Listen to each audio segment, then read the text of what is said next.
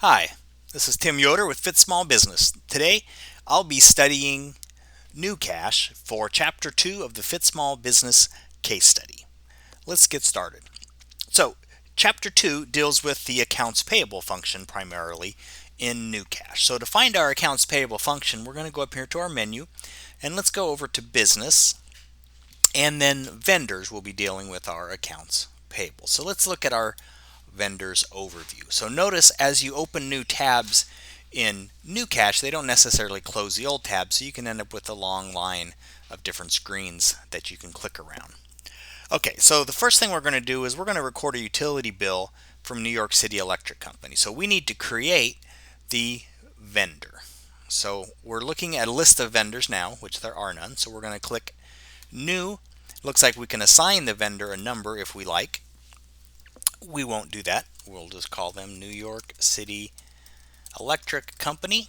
Now I'd recommend filling in all the payment information, but for the case study I'm not going to worry about that. If we flip over here to payment information, we can just set our currency. We can set the terms we want, or what terms they give us, so that those terms are automatically included when we record the bill. So say net 30 if they expect us to pay in 30 days.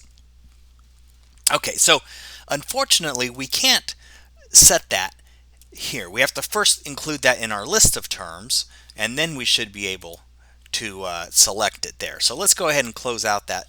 Let's go ahead and save that vendor, and then let's go over here to Tools. And I believe there is somewhere I thought I saw. Oh, here we go. It's under Business, Billing Terms Editor. Okay, so that popped up over on my other window, so here it is. Okay, so let's add a new term, and we're going to call it net 30. And this is due in 30 days. And so type of days, due days is 30. It's automatically done it.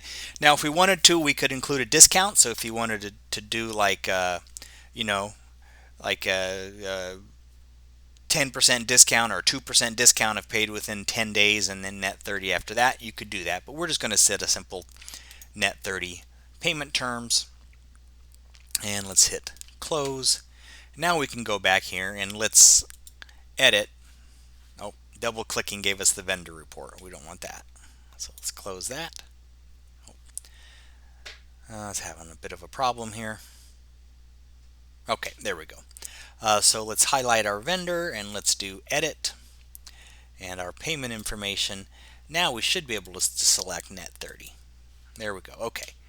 So now we have our vendor set up. Now let's record our bill of $150.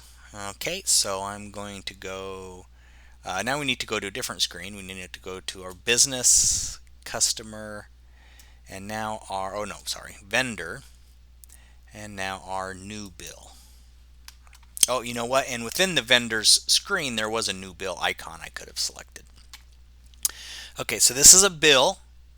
The bill ID would be the invoice number from the vendor. So we're looking at the vendor's invoice. Just input whatever number that happened to be. We're going to just date it today is fine. So our billing information is going to be our vendor, which we just set up as the New York City Electric Company. Okay, now if this was for a specific job, we could assign it there. We don't have a job set up for this. Billing ID, we don't have one set up for New York City, and then the terms have automatically shown up as net 30 because that's what we charged. Now, if we were going to pass this expense through to a customer, then we could actually designate that here. And so that's very nice. That's not a feature you see with a lot of free software. So that's nice. If we wanted to add any notes here, we could. Now notice if we need to do a credit from our vendor, that's the same screen. So we would just do a create new bill and then select credit here. So we'll have to do that a little bit later in our case study. So I'm going to hit OK, and I'm guessing it'll then ask me to put in an amount somewhere. Okay, now it pulls up the bill screen. Good, good, good. Okay, so just leave the date, and we will call it just electric bill These actions, I think these have to do with investments. No, hours, materials, project. Okay, I'm just going to leave those blank if it allows me.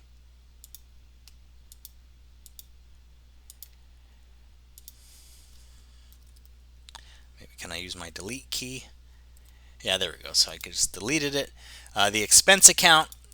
Now I don't think we've set up any expense accounts yet, so I'm just going to set up an account for utilities. Hopefully it will let me set it up on the fly here. Would you like to create it? Yes. Okay, so utilities. I'm not going to worry about giving it an account code. That's totally up to you if you want to give all of your accounts account codes. Let's make sure we set it up down here as an expense account, and we want that to be a top level account. Okay, and I'm not going to worry about the quantity. I'm just going to put in the total amount of $150. Okay, and there's no tax due on that. So what is this? I don't see the ability to scroll over. It looks like I'm already scrolled over.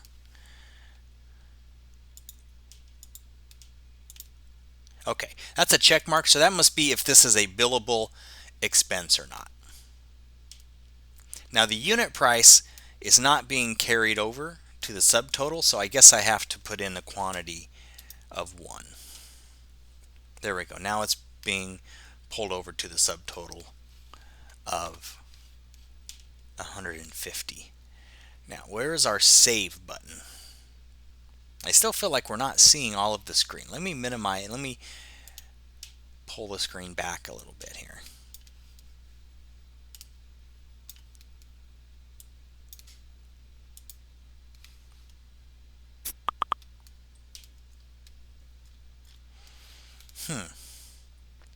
Okay.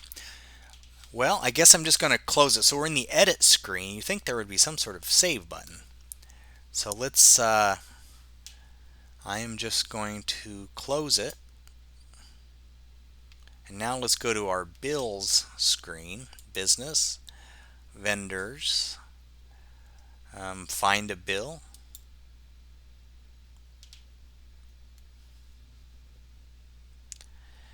I guess New York City. Company name includes New York City. Okay, yeah, so the bill is there. Surely there's somewhere that we can actually just see a list of bills that are outstanding. Okay, well, the bill is there, so let's go on. Can we attach a receipt to that bill? So like an image of the receipt. Let's actually we need to go back to the bill again. Vendor.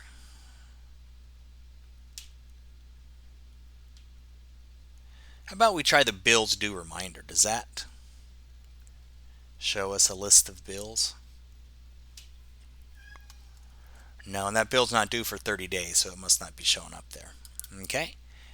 Well, I guess we got to do the find the bill, but that is not at all a very convenient way to do this. Most programs will show you a list of your bills somewhere. Okay, so let's view edit bill.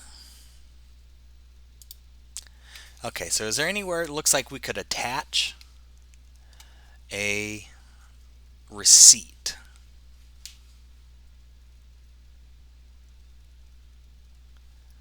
I don't think so.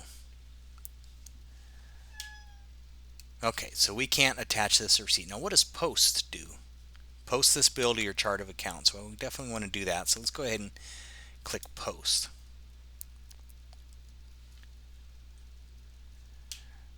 Okay, post to accounts payable. Yes. Okay, well it's kind of weird they just have that very kind of nondescript up there. That should be like your big button down here that when you're done you post it.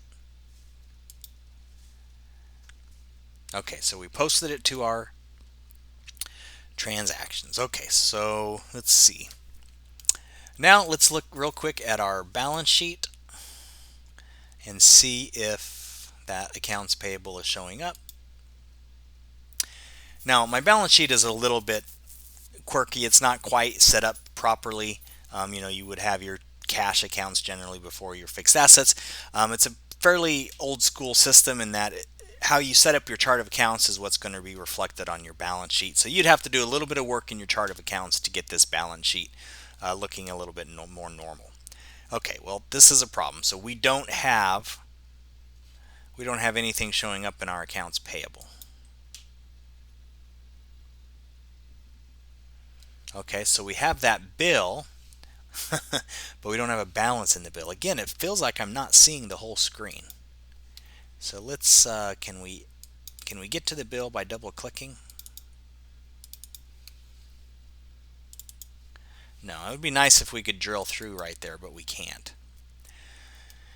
Okay, well, let's go back. I guess we got to find the bill again. So business, vendors, find bill.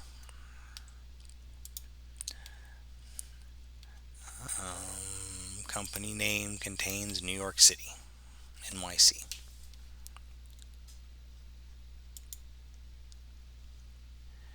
Now, can I scroll here? Now it says paid.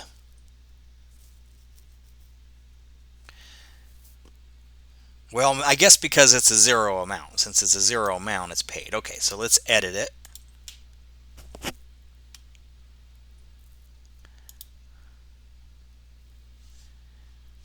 Oh, it did. When did it go down to 0?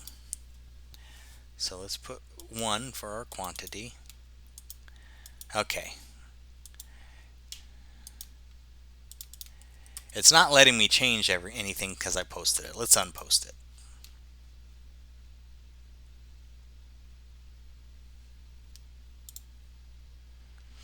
Okay, so if we put 1 here.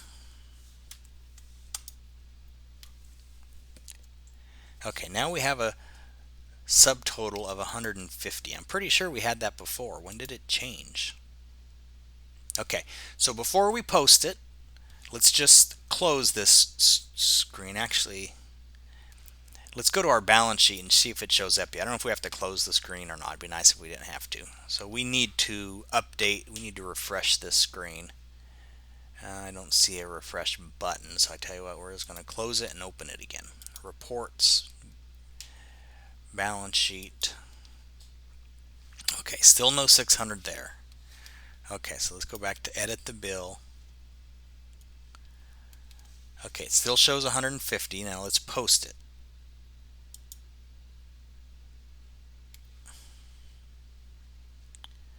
Okay. Okay, now the 150 is still there. Very good. Now let's go to our balance sheet. And let's, again, have to update it. Okay, and there is our $150. So very good. So somehow, I was pretty sure I put in quantity of 1 to get it to 150, but perhaps I didn't. So it looks like it is now showing up in our chart of accounts. Very good. Okay, so let's close out a few of these things. Okay, move on to the next step. So we cannot upload a copy of the receipt. Now we want to record a recurring monthly expense of $150 for telephone service. So this is, we don't receive a bill every month for this. This is just simply going to be an expense that automatically comes out of our checking account. So how can we record this? Well, let's set up a new vendor for, let's call them New York City Telephone. Okay, and click OK. Now we need to do a recurring withdrawal from our checking account.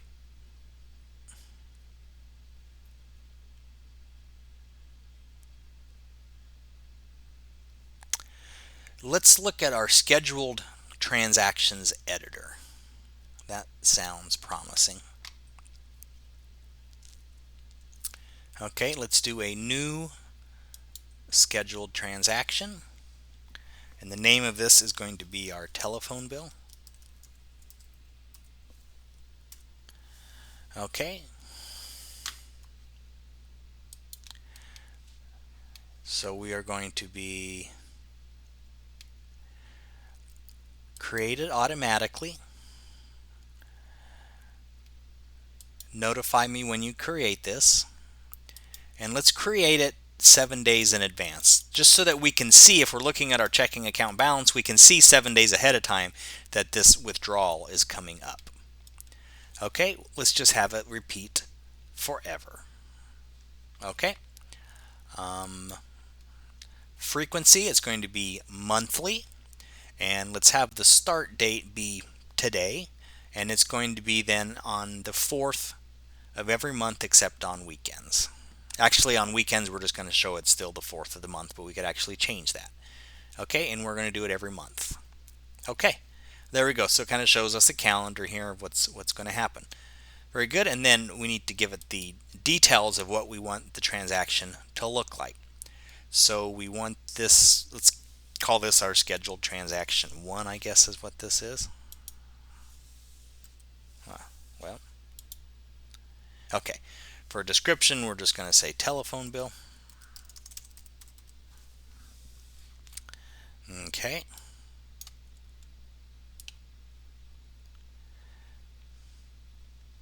Well, total funds in, total funds out. That is totally useless description. It's either a debit or a credit. And whether that increases or decreases something.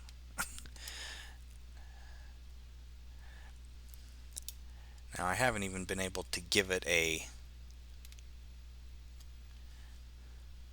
Maybe I don't want to do a template. Maybe that's the problem. Okay, so back here at frequency, template. So what is this? Transactions.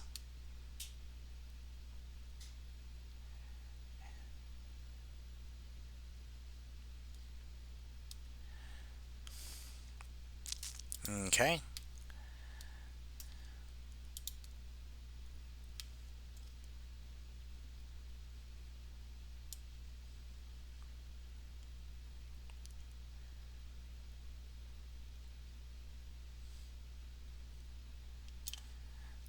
Okay, this is really confusing. Well, call it our telephone bill.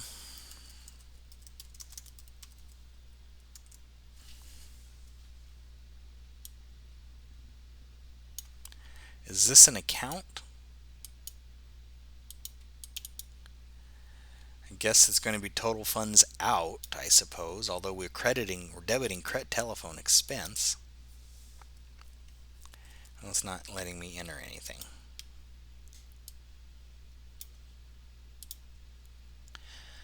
Okay, yeah, I saw this somewhere else in the program. So it's like, this is just the description, and then you got to come down here.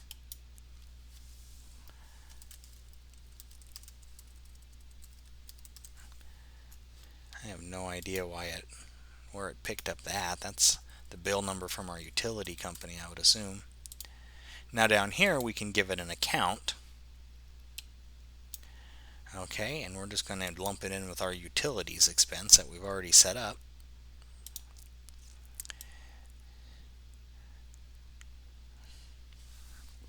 And we're going to debit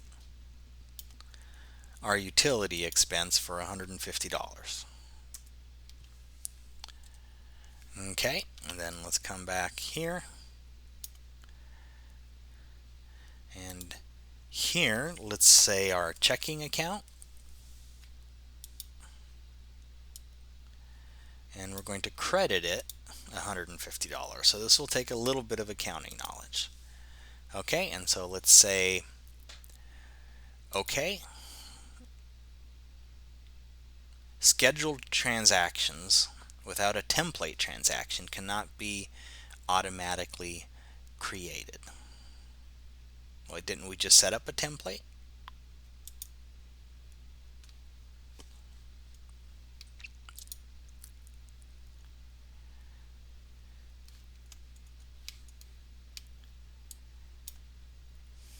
Okay, let me do a little bit of research. Okay, so the online help I found isn't helpful at all. It basically just tells me to do what we did. The first part of it doesn't talk at all about what this template stuff is. So they do give another way to do it, so we'll try to do that. Okay, so instead of going in through the scheduled transactions editor, let's go in through our general ledger, our general journal. So let's record the transaction as we normally would. Okay, so again, we'll use this bill that got entered into the journal. We're going to use that as kind of our template as to how to enter this. So we're going to call this New York City telephone. Okay, and here we're going to put that this is, well, buy equity sale. It doesn't fit any of those. Okay, so I'm just going to delete it. And here our debit is going to be to our utilities account. Okay, and it's going to be, again, funds in, funds out. That doesn't make any sense. How is a $150 credit to accounts payable funds out? This should be debit, this should be credit. Trying to use layman's terminology when it's not correct. Okay, so we're going to debit utilities, and here instead of accounts payable, this is not a bill, this is coming out of our checking account every month. We're going to do checking account. Okay, so let's see if we can save that.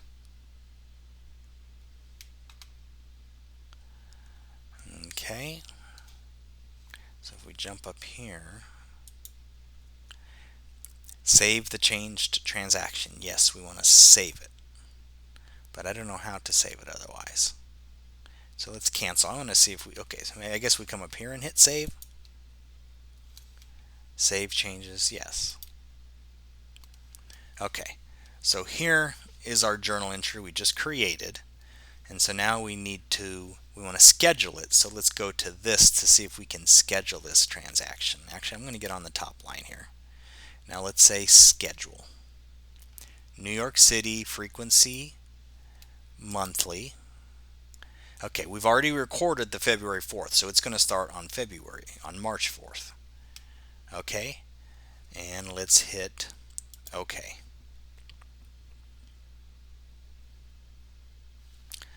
There we go. Okay, so I'm going to assume now that that is a recurring transaction for $150. So that was way easier than trying to use the scheduled transactions editor, but let's go back to that editor, see if this shows up now. That was in what? Actions, scheduled transactions, editor. Okay. Next occur March 4th. Yes, so it does look like that is into our scheduled transactions. Okay, wow, that was way more complicated than it had to be. But going to the general journal, creating your first transaction, then making it scheduled, scheduling it for recurrence is a lot easier than using the recurring feature. Okay. So moving on. So now we want to set up an inventory item for plumbing widgets. That's something we're going to sell. First, we're going to need to buy it from our vendors. So GnuCash does not do anything with inventory. So we're not going to be able to set up an inventory item. We'll just have to use a separate program to track our inventory.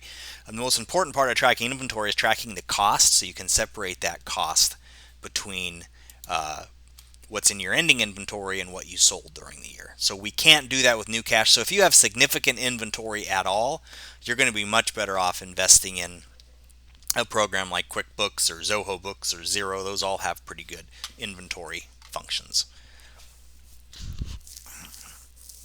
Okay, so we want to record a purchase of 150 plumbing widgets from the widgets guy. Okay, so let's create a new bill.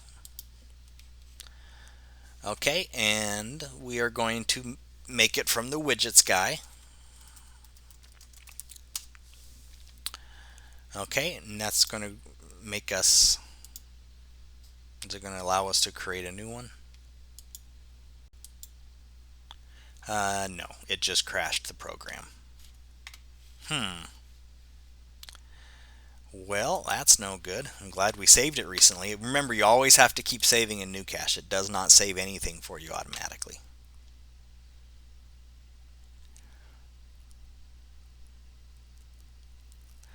Okay, well now it's giving me an error message here saying could not obtain the lock for, so it may be in use by another user, which you should not open the database.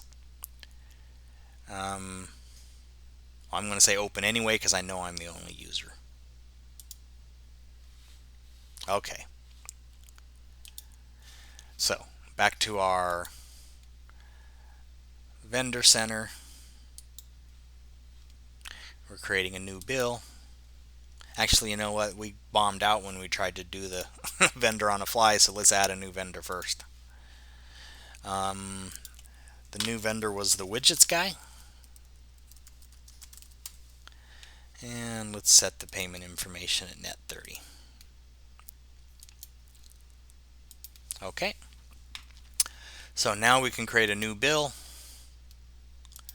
from the widgets guy.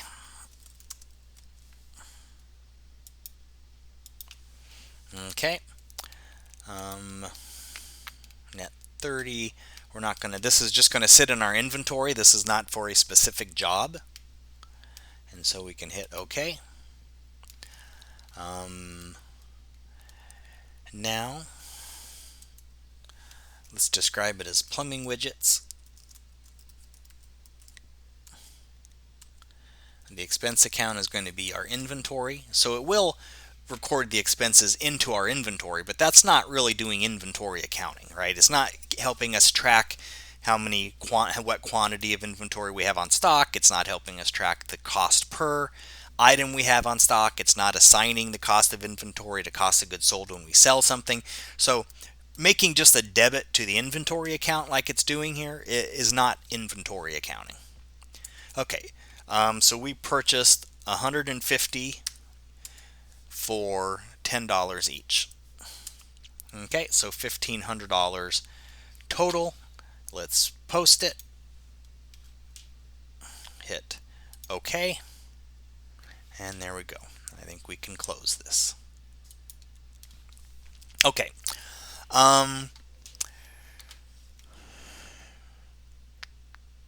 So, and actually, what it originally before, instead of instead of receiving the bill, it would have been nice to have done a purchase order.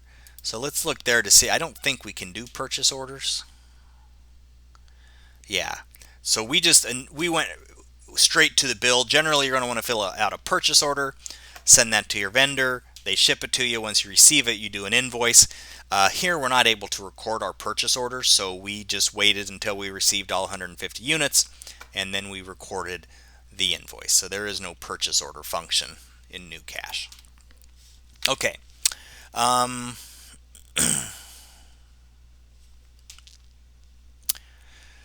So some of the questions the case study is asking us, can we view the inventory units available and on purchase order?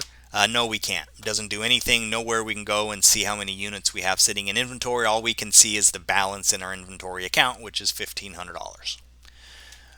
Okay. Good. So there we go. So let's go into my scorecard here and do a little bit of scoring for how GnuCash is doing. So we were able to create a vendor. We were able to record the bill without immediately showing it as a payment, including a due date for that bill. We could not attach a copy of the receipt. We were able to create a recurring invoice, a recurring expense rather. I'm tempted to give it half a point for difficulty, but I'll go ahead and give it a point because once you know to go to the general journal first, create it there, and then make it scheduling, that's not so bad. Create an inventory item we are not able to do. We couldn't do a purchase order. We were able to create a bill for the purchase of the inventory. We can't view inventory available, nor can we inventory. Basically, they give us no inventory detail at all. Okay, so back to the case study. So we have some expenses for a project for our new customer, Family Bowling, and we want to name the project Bathroom Renovations, and then we're going to incur some expenses that we want to pass through to the customer. Okay, so we can have projects which GnuCash calls jobs, and so I think if we go to our customers here, we can create a new customer and a new job. So let's go to new customer and let's call them Family Bowling, and we can set up a credit term here. We're just going to give them a payment term of net 30 and then the shipping address. So yeah, there we go. So okay, good. Now we want to do a new job. So let's go to business, customer, new job. The job name is going to be the bathroom renovation. Okay, the customer name is Family Bowling. That should pop up automatically. Okay, and the job is active. So let's hit OK. Now we've created a job. And let's look in the customer center to see exactly what that looks like. So customer's overview, and we got Family Bowling. It doesn't show the job there. Is there a separate? Yeah, I don't see it. Okay, but I think the job is there. Okay, so now that we've got the job set up, we're going to pay Hank Independent for contract work. We're going to pay him $30 per hour for 40 hours. Now we'd like to set this up as an item. A lot of accounting programs use item to where you can just assign amounts to items, and then the way you set up the item has determined how that's going to be treated for accounting purposes. It's a little bit handier. GnuCash does not use items, so we'll have to do everything directly to accounts. So let's set up this first bill to Hank. So we're going to go to business. Actually, we're already at, here's vendors. We have vendors open, so let's add a new bill. And the new bill is going to be to received from Hank Independent. So he's an independent contractor. Let's see if it allows us to create it on the fly, or if it's going to, you know what, I'm going to hit cancel and I'm going to hit save before we try this. Okay, now let's create a new bill from Hank Independent.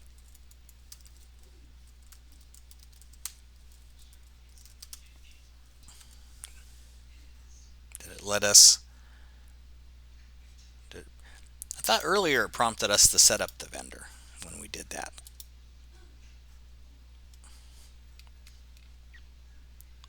Okay, well, so we clicked the find vendor. Now we can click new vendor here.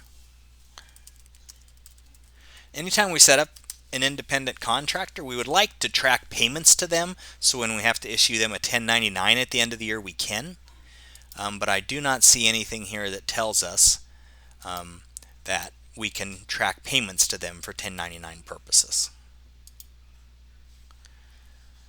Okay, and so now let's just hit cancel, and now when we do, I guess that doesn't work. Let's just start typing his name. Did we not just set up Hank Independent?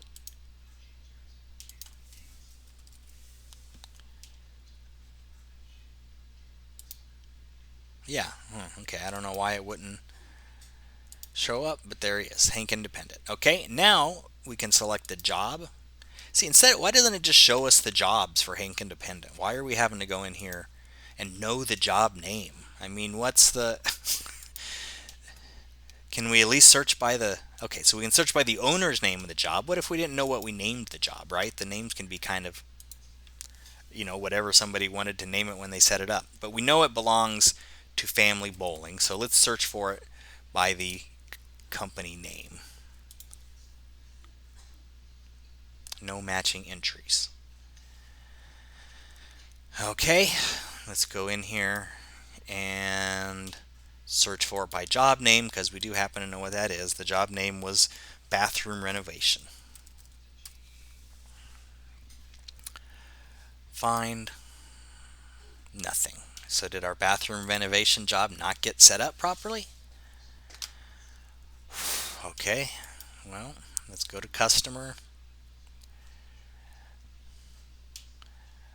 Let's try to do it again. New job, job name, bathroom renovation.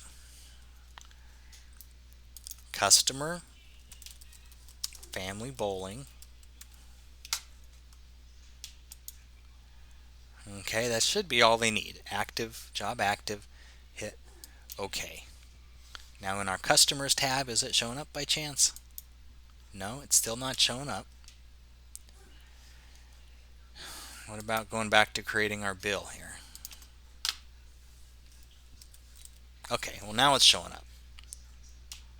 Okay, bathroom renovation, net 30. Now, the customer for the chargeback. Apparently it's not enough that bathroom renovation is already connected to family bowling. We're going to have to actually enter family bowling here. And we can give the job bathroom renovation. Oh, now it's set up twice. Okay. Good. So that's where we want the bill. Now we're going to create the bill here. And so our description is going to be contract labor. Okay, our income account is just going to be a general. Let's just create a general sales account. Maybe here is where it let us create it on the fly. Yeah, it did. So what account do you want to create it now? Yes. And wait a minute. Cancel out. We're in the wrong section. We're creating an invoice to a customer here. We're trying to pay Hank Independent. So we went wrong somewhere. We need to come back here to vendors. We need to create a new bill. Well, here we started one to Hank. So let's edit that. I don't know when we got turned around there. Actually, this is just the vendor. So we need to create a new bill. Bill, Hank Independent.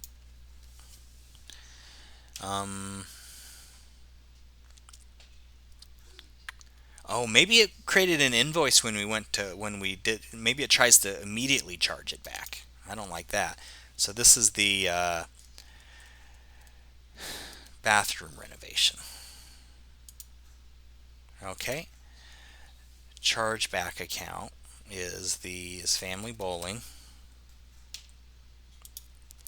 and the job is bathroom renovation. Okay, now we're entering a new vendor bill. So all this is correct. Now when we hit OK, it takes us to a different screen. Instead of letting us continue entering the bill, it's jumping us to the invoice. Okay, well that's no good. We still need to enter our bill. We have to enter our bill before we have to pay the bill before we pass it through to the customer. Okay, so that little feature does not work. Let's close this. Try one more time. Let's just enter the bill without trying to pass it through.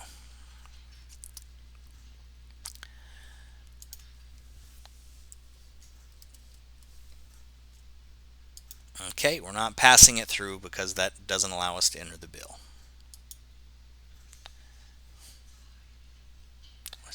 We're still to the bill screen.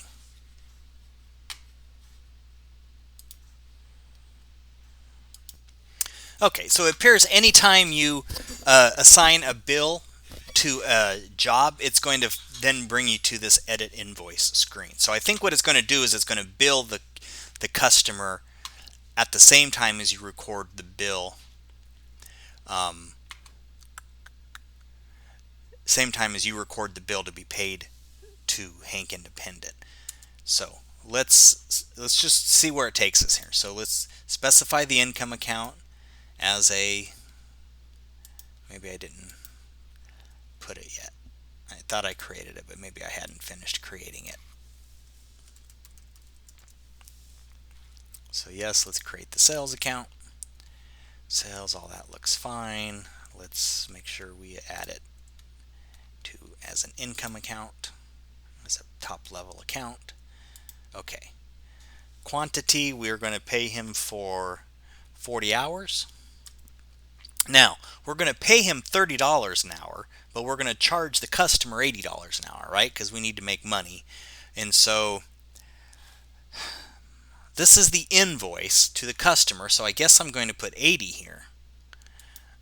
But I don't want to record, I don't owe Hank $80, so I'm just not sure we're going to be able to do this in one entry like it thinks we should. Okay. Now I'm going to hit post, and then we're going to do some exploration and see what this did. Okay.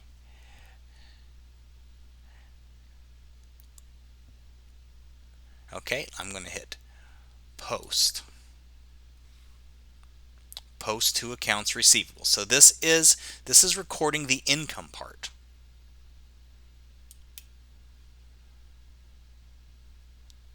Okay.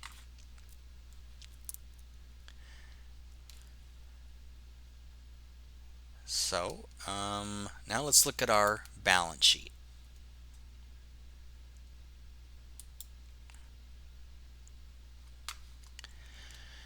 Okay, now we have a accounts receivable of $3,200. Very good. And we have accounts payable of $1,600. Gotta remember what is that? Oh, because we bought widgets, that's right. So we have our utility bill and our widgets. So what I'm not seeing is that we owe Hank Independent. So even though we started off that whole transaction by saying, I guess we have to record it in two different transactions. Right, so basically I don't see what that feature is all about at all. Okay, so here we've recorded the accounts receivable from Hank that we're going to pass through, but that's not what we want to do. So let's see how hard it is to delete something like this. First, we're going to have to unpost it. Okay, and then we want to delete it. Maybe edit invoice. What if we take this bathroom renovation off? Because now it's a normal bill.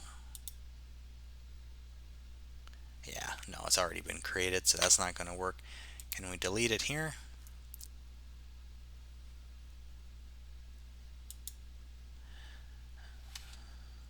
Oh, here we go. Delete. Okay, now let's close this thing. Okay, so try it one more time. We're going to create a new bill to Hank Independent. We're not going to assign a job, because once we assign in a job, it turns into an invoice instead of a bill. It doesn't make any sense whatsoever. Okay, so now we have our billing information, and we can say contract labor. The expense account is going to be, I'm going to make an expense account called contract labor. Got to create it. Make sure it's an expense account. If we had a cost of goods sold account type, I would put it there, but we don't, so I'm just going to show it as an expense.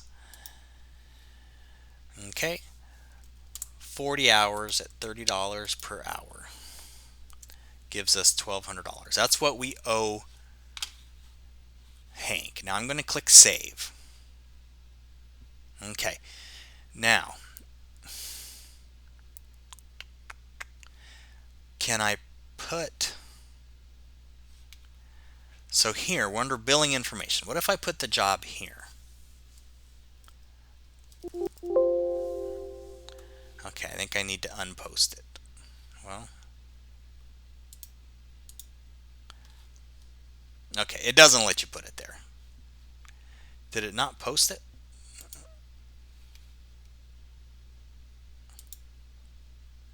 Okay, there it's posted. Yeah, it doesn't allow us to enter a job at this point. Okay, we're going to forget that whole chargeback feature. It does not make any sense. Okay, good. So we do have our $1,200 bill entered after all of that. Also, there's a $200 permit fee we have to pay to New York. And so we're going to want to set that up and pass it through to the customer as well. We're not going to bother doing it because I know that there's no way to effectively pass it through to the customer. Okay, so now just a couple of things. So can we view the unpaid bills? This is not something I have been able to figure out a way to do. So here in our vendor's overview, it doesn't show the bills. And now there's a find job, or there's a find bill, but I just want to view all the bills.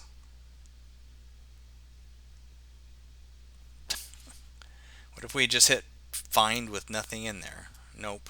Okay. So we can't just view the open bills. That doesn't make any sense, right? You want to see, so what bills do I owe? You want to view all those bills. If you are wondering whether or not you owe a bill, how would you know the name of the bill to search for? Okay, so let's see if maybe there's a report for that.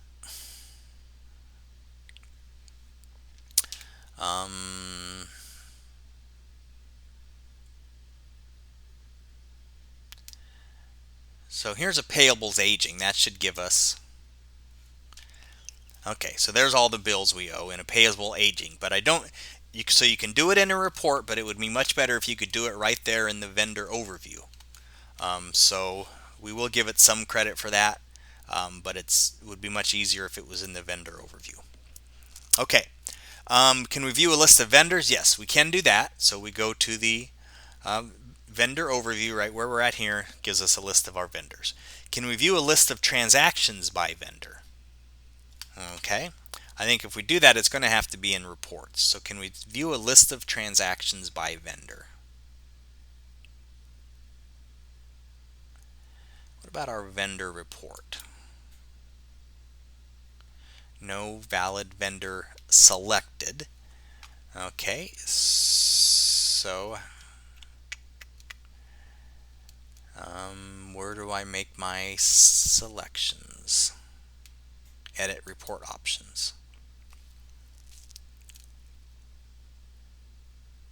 Okay, we need to set our vendors here, so let's just say we want to see the widgets guy.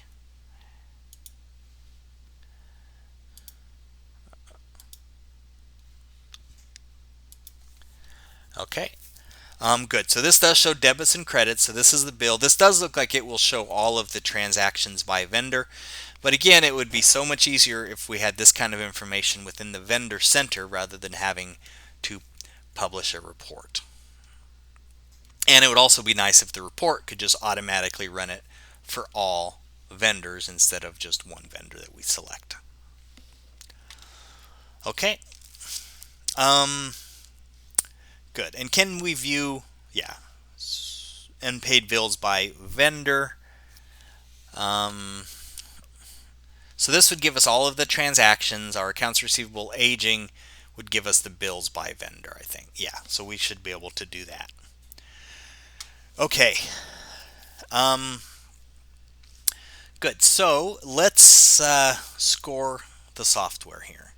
So we can create a project. Haven't quite figured out how useful that is. We cannot track 1099 payments to contractors. We can't do service items. So we can't use service items at all. We can't designate payments as billable to customers because then we can't create the bill.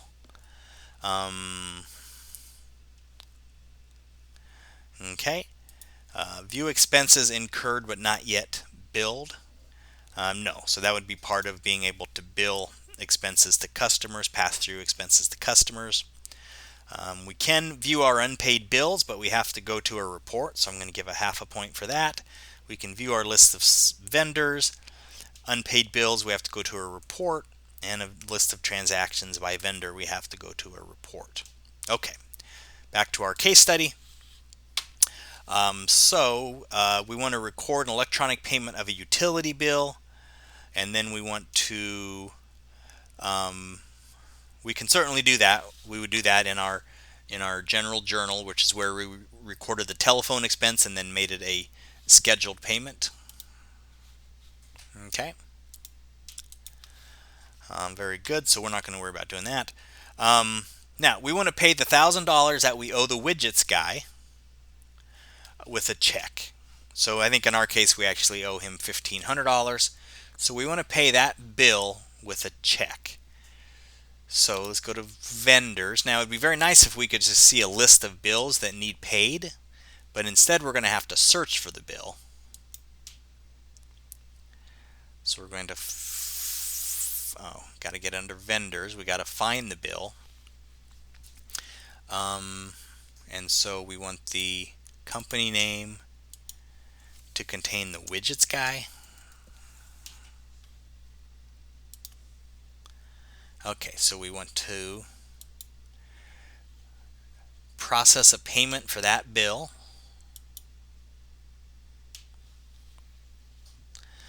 Okay. So process payment. There's the $1,500. Transaction details. We're going to pay $1,500. Let's print a check. Okay, must select a transfer account from the account tree. What that's saying is which account do you want to pay it from? I'm going to pay it out of the checking account. And we want to print a check. Okay, so this all looks pretty good. Let's hit OK.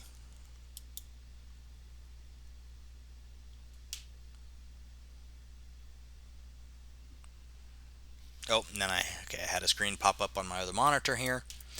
So we can select a check format, check position. Okay, select all of this information. Looks like you can do a very customized format, making it exactly what you need it. Okay, and let's hit print. Okay, let's see if we can do a print to PDF so we can take a look at what it looks like.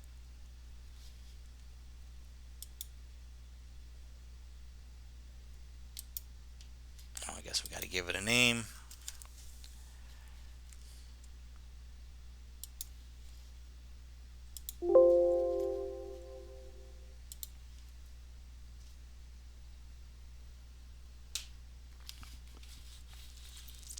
Okay, so I guess it didn't pop up automatically. It's probably in my file. But there we go. So we were able to print a check.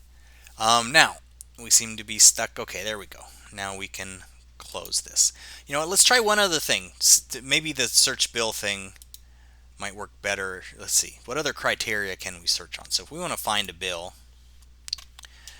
we can search by bill ID.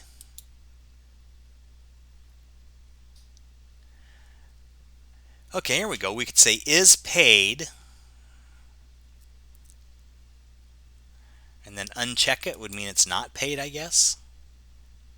So would this give us all of our unpaid bills? Yeah, there we go. That gives us our unpaid bills. Doesn't give us the amounts, but it does give us the bills. Okay. Okay, let's see. So we were able to do a check to the widgets guy. Now we want to pay. Now we want to see if we can make a short payment, meaning that we're just going to pay a partial bill. So let's go to back to our bill find. And again, let's do anything that's not paid.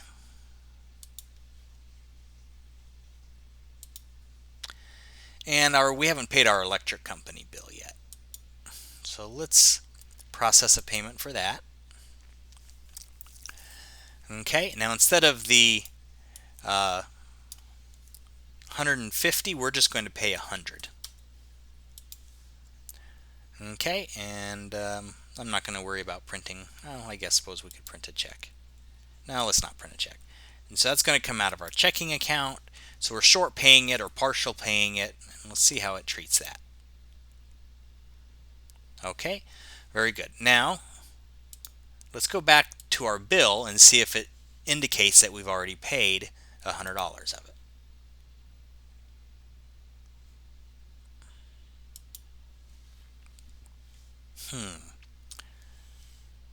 Well, it looks like from here we can't tell that we've paid $100 of it. What if we try to pay it again? Yeah, so now it shows that it's only $50 outstanding.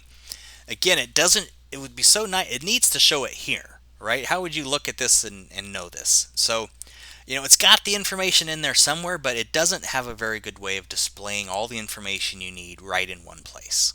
So if we went to the accounts receivable aging report, sure, we could see that we still only owe $50, not the full $150. But if it showed up on this screen, we would just know it immediately. Okay, let's see what else we want to do. So one of our plumbing widgets, we don't like it, so we're going to return it to the widgets guy for an $11 refund. I do think that we can do credit memos in this program pretty well. So let's close this bill. Let's do a new bill, and let's do a credit note with the widgets guy. Okay, and let's hit OK. And so this is a credit note returned widget. Okay, and the expense account we put it in was inventory, which is actually not an expense but an asset. And we returned one of them that we had paid $10 for. Okay, that gives us a $10 credit. Okay, now what's going to be interesting is what does it do, so we can post this, what does it do with that credit? So let's post it.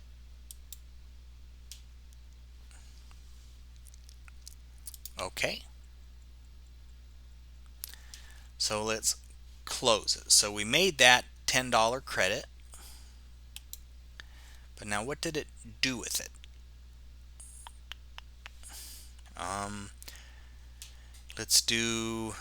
Let's look at a report.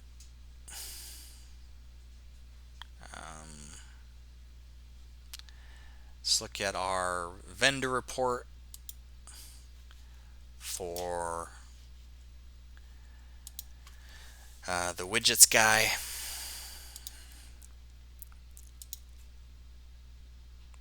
So there it does show the $10 credit note, and we have a total credit balance of $10. So that begs the question, what happens when we enter the next bill from the widgets guy? Can we apply that $10? So let's just do that very quickly, and then we will be done with this chapter. So I'm going to go back to our vendors tab. I'm going to hit new bill from the widgets guy. Okay, let's just make it for $100.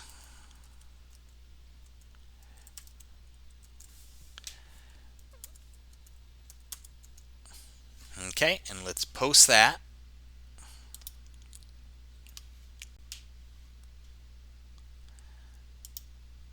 Okay, now when we go to pay it, is it going to apply our credit? Okay, so here we go. So in the payment, love it. This is perfect. So in the payment, we can select we want to pay the bill of $100 and we want to use the credit note of $10. Oh, can we do both? Let me hold down Control maybe. There we go. Held down Control and we're able to highlight both, and so we owe $90 paid from the checking account. Okay. Very good. So the credit note, again, I wish it had more information right here on the screens we're working with instead of having to go to the reports to see it.